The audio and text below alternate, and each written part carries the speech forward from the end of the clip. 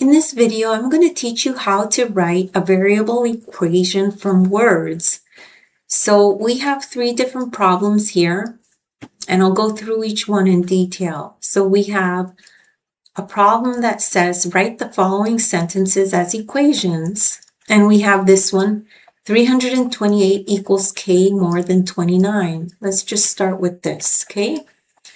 So 328 equals, let's write that in, 328 equals, and then k more than 29.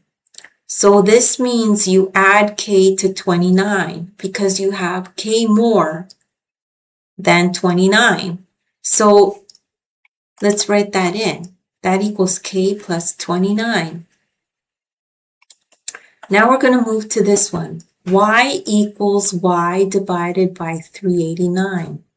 So the first thing is we have y equals,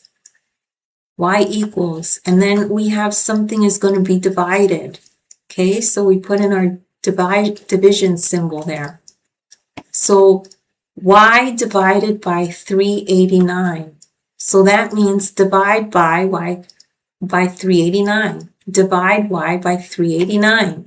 So y over 389, that's what we have here. Now this one says the quotient of k and 82 is equal to 120. Quotient of k and 82, this means divide. Quotient means divide.